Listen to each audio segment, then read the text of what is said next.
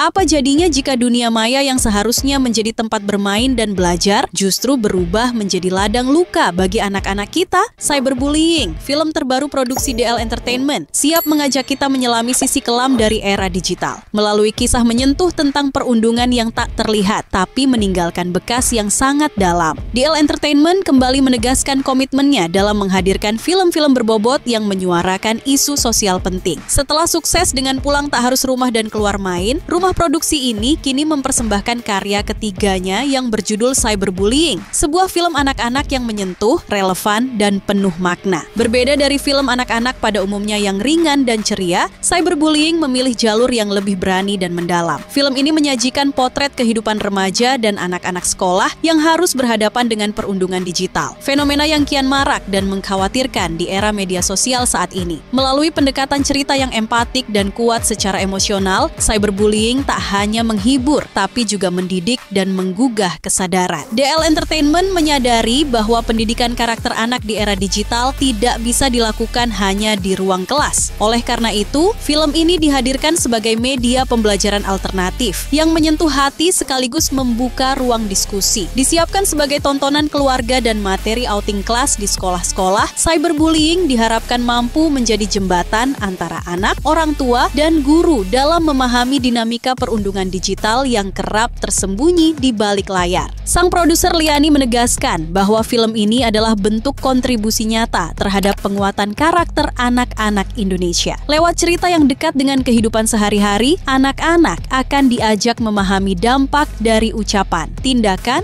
dan pilihan mereka di dunia maya. Lebih dari sekadar drama, film ini menjadi cermin sosial yang memantulkan kenyataan bahwa luka digital itu nyata dan bisa menimpa siapa saja. Di pusat cerita terdapat sekelompok anak sekolah yang kehidupannya berubah setelah salah satu teman mereka menjadi korban perundungan siber. Perlahan, mereka belajar bahwa keberanian bukan hanya soal melawan, tapi juga soal berdiri untuk kebenaran. Film ini menampilkan karakter-karakter yang bisa menjadi teman, cermin, dan panutan bagi penontonnya. Anak-anak yang tidak sempurna, tapi tumbuh melalui pengalaman dan kesalahan. Yang menarik, Cyberbullying dibintangi oleh deretan aktor cilik berbakat dari kota Makassar, termasuk Amanda, Tiel, Flynn, Maka, Habibi, dan Rajwa, yang semuanya memberikan performa natural dan menyentuh. Mereka juga akan berbagi layar dengan aktor senior Roy Marten yang menambah bobot akting sekaligus menjadi figur mentor dalam cerita.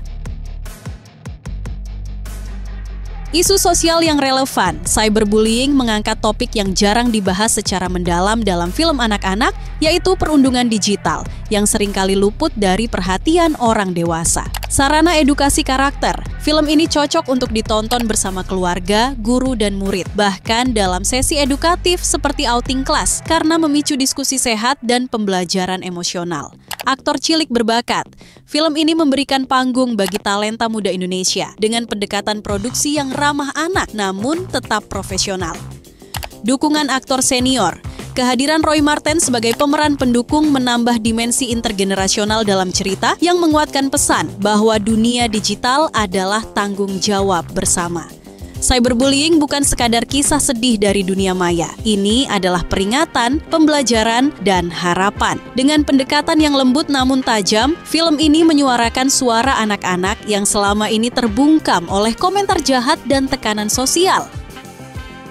Neira, siswi kelas 2 SMP berusia 13 tahun, dikenal sebagai murid teladan, cerdas, sopan, dan selalu menjadi panutan di sekolah. Ia memiliki kehidupan yang nyaris sempurna, keluarga yang harmonis, prestasi yang gemilang, dan pergaulan yang sehat. Namun, segalanya berubah dalam sekejap ketika sebuah video konfrontasinya dengan salah satu teman sekolah viral di media sosial. Tanpa konteks dan klarifikasi, Neira langsung menjadi sasaran hujatan publik dan perundungan daring. Neira runtuh. Ia menarik diri dari lingkungan sosial, enggan bicara, dan bahkan kehilangan semangat untuk hidup. Orang tuanya yang panik dan patah hati akhirnya memutuskan untuk mengirim Neira ke sebuah desa tenang di pinggiran kota, tempat sang kakek tinggal. Mereka berharap suasana baru bisa menyembuhkan luka batin yang tak kasat mata. Di tempat asing itu, Neira perlahan mulai membuka diri. Ia bertemu dengan anak-anak desa yang sederhana namun hangat dan mulai menyadari bahwa hidup hidup tidak berhenti hanya karena satu kesalahan atau satu momen kelam. Bersama teman-teman barunya, Naira membangun taman baca dan tempat latihan spelling bee bagi anak-anak kurang mampu. Tempat yang tak hanya menjadi ruang belajar, tapi juga ruang pemulihan. Dari puing-puing masa lalunya, Naira kembali membangun jati dirinya. Ia belajar untuk memaafkan, memahami, dan berdamai dengan orang lain dan terutama dengan dirinya sendiri. Puncaknya, ia memutuskan untuk kembali ke sekolah lamanya, bukan untuk menantang siapapun, melainkan untuk berdiri tegak sebagai dirinya sendiri lewat ajang lomba spelling bee tingkat nasional yang dulu pernah ia tinggalkan. Naira bukan sekadar kisah remaja, ini adalah potret tentang bagaimana dunia digital bisa menjatuhkan seseorang begitu cepat dan bagaimana harapan bisa tumbuh kembali dari tempat yang paling tak terduga. Ini adalah cerita tentang ketahanan, pengampunan, dan keberanian untuk bangkit. Siapkah kamu menyaksikan perjalanan Naira menutup luka dan membuka jalan menuju masa depan? Tayang segera di bioskop, sebuah film menyentuh yang akan membuatmu menangis, tersenyum, dan merenung. Like video ini jika kalian suka, subscribe ke channel kami, dan aktifkan notifikasi agar tak ketinggalan update film dan serial terbaru yang lagi hits. Ingin mendukung kami lebih jauh? Kirim super thanks atau cek link Saweria di deskripsi untuk membantu channel ini terus berkembang dan menghadirkan konten seru lainnya. Terima kasih dan sampai jumpa di video berikutnya.